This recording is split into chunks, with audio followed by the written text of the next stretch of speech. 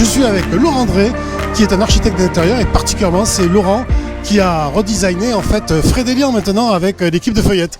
Donc bonjour Laurent. Bonjour Thierry. Bonjour. J'ai imaginé main dans la main avec Jean-François Feuillette, que vous rencontrez juste après, et qui est le big boss de cette institution.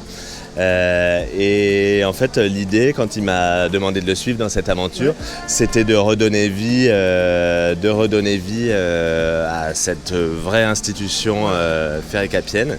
Et c'est ce que je me suis affairé à faire en fait.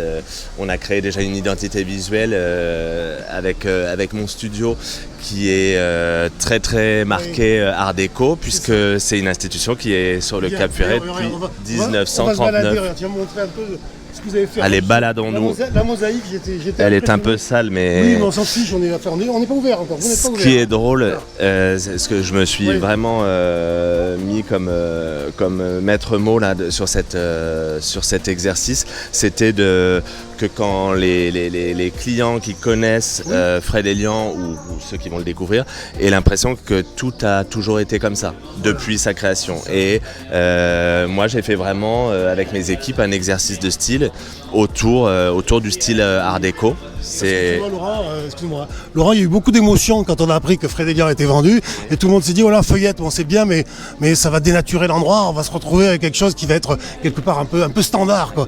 Et donc je trouve que le challenge que vous avez relevé, il est impressionnant. Évidemment. Pas l'idée, ni dans l'esprit de Jean-François Feuillette, ni dans le mien. Et il se trouve que moi, c'est un style qui me parlait depuis longtemps. Je suis vraiment fan de cette époque parce que c'était très foisonnant, très inventif au niveau décoratif et architectural. Donc je suis allé faire des recherches avec mes équipes pour trouver des détails. Alors la mosaïque, bien sûr. Donc la mosaïque, ça c'est des mosaïques françaises ? Oui, c'est une marque qui s'appelle Winkelmans qui est située en Alsace. Et des artisans qui ont posé ça. Alors c'est pas carreau par carreau, mais c'est des petites plaques par petites plaques. À la fois, bon là c'est encore en mode chantier, mais l'idée c'est que je voulais rendre hommage aussi au côté balnéaire du site. Donc c'est des couleurs très chatoyantes. Les années 30 c'est aussi le début des congés payés. Chatoyant mais pas agressif. Non, c'est un peu suranné quand même, donc il y a ce côté-là. En fait. Et moi, puis, j'adore cette entrée là. J'adore l'escalier, alors le lustre. Alors l'escalier, ce qui est drôle, c'est qu'on dirait qu'il a toujours été là aussi. C'est un motif que j'habitais moi dans un immeuble art déco à Paris, et il y avait cette balustrade que j'adorais. Du coup, je l'ai fait reproduire et on a l'impression qu'elle a toujours été là. Ces miroirs anciens aussi, il y a beaucoup de gens qui rentrent et qui me disent c'était ici, ça, derrière un mur ou quoi, mais en fait non, c'est des choses que j'ai achetées et qu'on a mis en place. Et voilà, l'idée du lieu immuable comme ça, c'était important pour moi.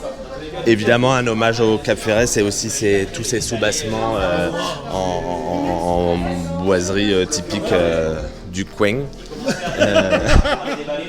Merci Laurent. Voilà. Et à l'étage, parce que la grande nouveauté c'est quand même la restauration qui va se faire au premier étage. Là il y a une terrasse, c'est plus classique le travail qui a été fait, ou là c'est pareil. Il y a aussi des surprises qu'on verra plus tard, parce que là il manque encore tout ce qui est accrochage. Mais oui, ça va être aménagé, c'est un peu plus cosy, on est en parquet, mais ça raconte quand même la même histoire, et il y a une continuité dans le cheminement. Merci Laurent. Et merci beaucoup Laurent. Merci. Alors derrière on a le directeur là qu'on ira voir plus tard là. Voilà, mais là il est encore dans ses soucis. On ira le voir plus posément, peut-être lundi d'ailleurs, on verra ça.